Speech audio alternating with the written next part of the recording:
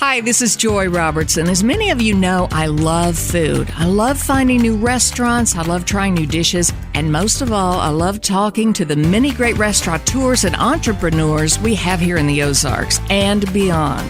I love hearing their stories, and that's what this podcast is all about, learning more about them and their journey. So join me as we savor the Ozarks. I am downtown here in Springfield at one of the most charming eateries I think I've ever seen, and it's right here in the Ozarks. I'm at Prairie Pie on South Jefferson with Eleanor Taylor, who started this establishment when exactly? The storefront opened in 2021, but Prairie Pie has existed as a place to order pie since late 2016. What got you cooking to start with, Eleanor? Well, it was definitely in my grandmother's kitchen. I have a big family, and my grandmother loved to bake and loves to bake. She still bakes. And we would make the birthday cakes for everybody. It was our responsibility to make the birthday cakes. So that's what got me started. Okay, a cake is a cake, but a pie is something completely different. You've probably done cakes in here before, but I see pie everywhere I look. What was it that sold you on the pie? You've got a special place in your heart for the pie. Well, I am attempting to be a businesswoman. I am a baker first, businesswoman second, but I grew up in Springfield, and I thought, there's plenty of places to get good cake. I eat good cake here, made in town, all the time, but there's nowhere for a homemade pie, and that's the hole I wanted to fill. Okay, so you started baking pie at a young age, or at least watching your grandmother at a young age baking all sorts of things. Cakes, pies, heaven knows, I would really love to be in your grandma's kitchen sometime when she cooks a full meal. I can only imagine what that's like. But when was it that you really started perfecting the technique for your pie and your pie crust? Because if some of the listeners out there haven't seen you do that pie crust, go to her Facebook page immediately and look for her doing the pie crust. What got you started really crafting this pie? Well, I learned by doing, and I kind of started Prairie Pie with a limited knowledge of pie, I might say. I just knew I had a great crust recipe that I'd had for a while, and I was like, how do I scale this? So I scaled the recipe up, and I just put it out there in late 2016 on Facebook. I said, I'm making pies for Thanksgiving. And if you scroll way down to Prairie Pie's first photos or images on Instagram or Facebook, you will say, wow, she didn't know what she was doing at that point. And I think learning by doing over the last, almost 7, 8 years, that it's just gotten better and better. So you said you made some around Thanksgiving for people. So I'm assuming you did maybe pumpkin pie, apple pie, the traditional pies, things like that, correct? Yes. The very first Thanksgiving we did a ginger snap pumpkin, caramel apple, and I think we did a bourbon pecan that first. I say we. It was just me in my mother's kitchen. But yes, I will never forget the first Thanksgiving we did 30 pies. That was my next question. How many, did you anticipate getting that many orders, or was that a surprise to you? It was a surprise to me, but now we do 30 pies in half a day. So it's exciting to see how much it's grown. I haven't thought about that in a while, so thank you for bringing that up. Well, you've come a long way, and I'm sure that your first crafting of the pie crust on your videos is just fine and better than mine will ever be. So you started this in the kitchen. You say in your mom's kitchen, correct?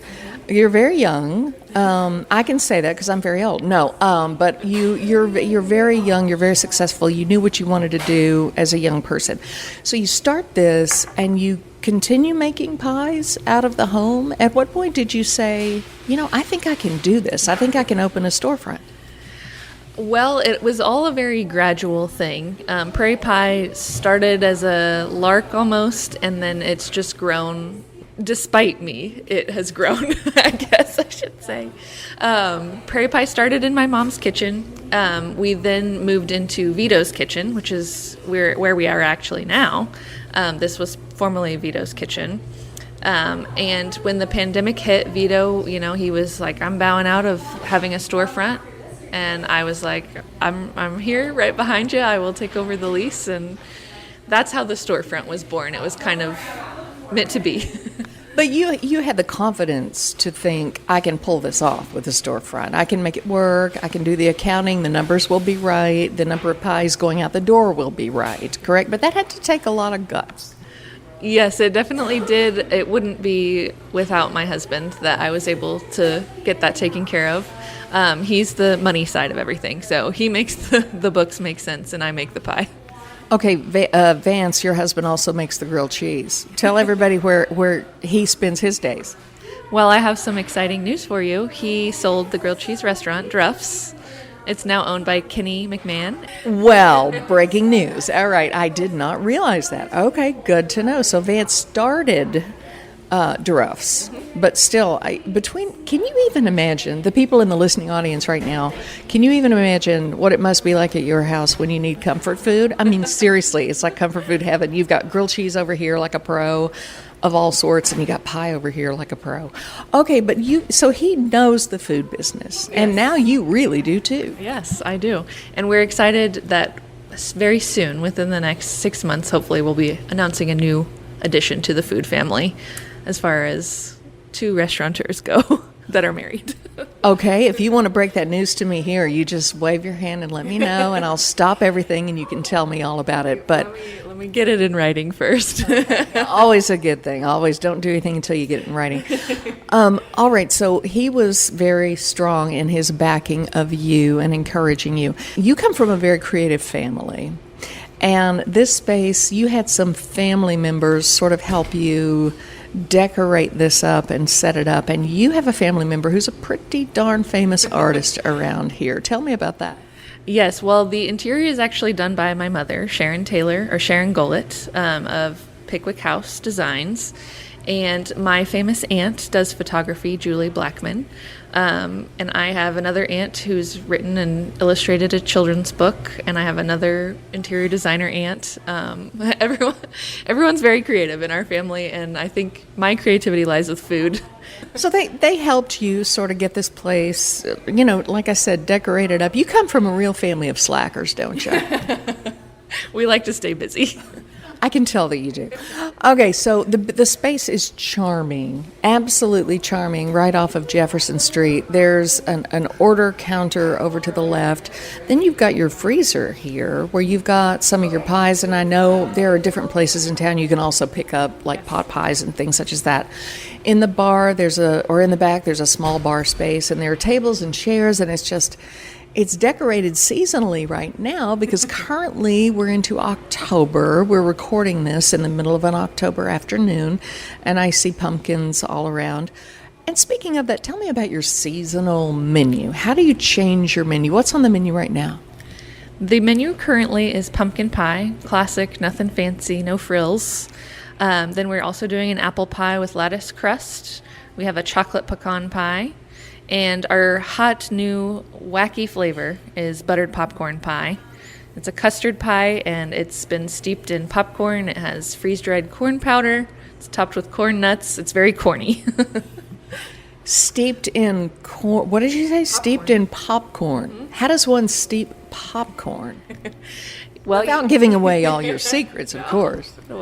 We pop the biggest batch of popcorn you've ever seen outside of a movie theater, and we cover it in warm cream, and that sits overnight in the fridge. And then the next day we bring it back up to temperature and we strain out the popcorn. And then the cream tastes just like buttered popcorn, popped popcorn. Okay, that was my next question. Is the popcorn buttered and salted, or do you add that later, or is that none of my business? Or will I know when I taste it? Yes, our secret ingredient is always butter. Well, if it don't have butter, I don't want it. You know what I'm saying? Wow. Okay, so that's new. Was that your idea? It was an idea of me and my team members. Yes, we were craving some sort of corn something, and the popcorn pie idea was born. Oh my, must have. Got to try that. I've seen some really, really interesting menu items seasonally. You have a matcha? Tell me about that one. The matcha pie, it comes about every March. It is a very green pie, so we try to stay on theme with St. Patrick's Day. And That one we use the matcha powder. We buy a very nice ceremonial grade matcha powder, and that goes into the pie. It's just a really dense, decadent custard pie that's so good. How interesting.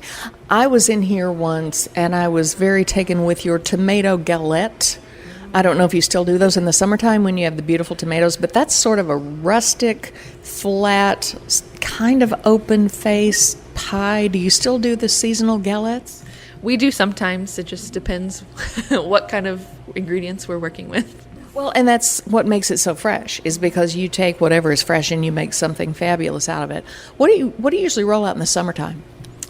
In the summertime, it's a lot of fruits. My favorite pie is the almond plum pie. Plums is they're such an underrated fruit, but when you pair them with a little bit of sugar, a little bit of almond extract, they're incredible. Almond extract is magical. I will say, I forget how good that is until I have it in something, and there's just something that it just is so, so good. But a plum, I don't really think of ever making a pie with plums. So did you grow up enjoying plums, or did you think, well, this will be something unique? I thought I love stone fruits, which it's very similar to a peach. It, of course, doesn't taste like a peach, but same type of texture. I guess closer to a nectarine, probably. But I made the first version of the almond plum pie when I lived in New York, and I was going to the farmers markets every Saturday, and there was an abundance of plums, and so I thought I can do something with this. And I had some leftover almond paste in my fridge, and I put that together with the plums, and the almond plum pie was born. Tell me about what you do in the wintertime. The wintertime is very custard heavy. We rely a lot on holidays to kind of guide what flavors we're doing. So Christmas time, we obviously do some sort of chocolate and peppermint. We typically do coconut custard pie around Christmas too. And then in February, we always have the hibiscus lemon pie, so a bright pink custard pie, super delicious. Sometimes we rotate in a grapefruit custard, which is also pink, very festive. And then that brings us into March with the green pies, key lime usually, as well as the matcha. It's all a waiting game for when the fruits start coming out in April, as far as rhubarb and strawberries in May. Because everybody's clamoring for spring at that point. But speaking of March, Pie Day, March 14th, you do kind of a Franken pie for people who want a little bit of everything? Yes, we offer a Franken pie, which includes 4 of the flavors we're offering at that time, 2 slices of each flavor, and we put them all together in the same pie tin, and the result is a really fun, beautiful pie that's great to share with people. One day only? Yes. Okay, so mark that one on your calendar. That's my youngest daughter's birthday, so I've got that down, but mark that on your calendar for sure. I see ice cream in your freezer. Do you do the ice cream? Yes, this is a new addition. We make our own ice cream in-house. It is a salted vanilla bean ice cream. We sell it now by the scoop with your slice of pie in store. You can also get a pint of ice cream to go. And we now offer ice cream sandwiches with our cookies as well.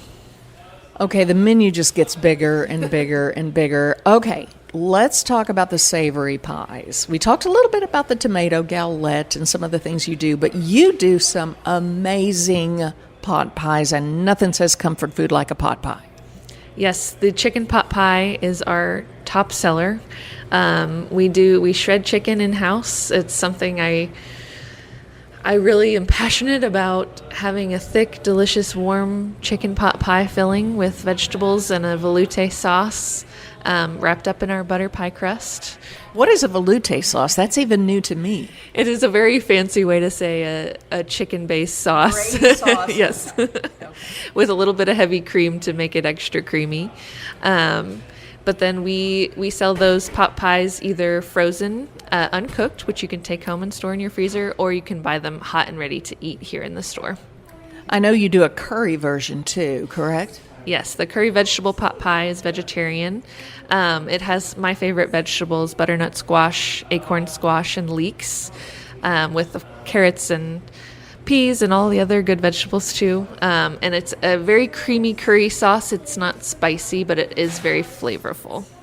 Another thing you do here besides traditional pie, sweet and savory, is a pizza pie. Therefore, pizza comes out of here a few days a week. How did that get started?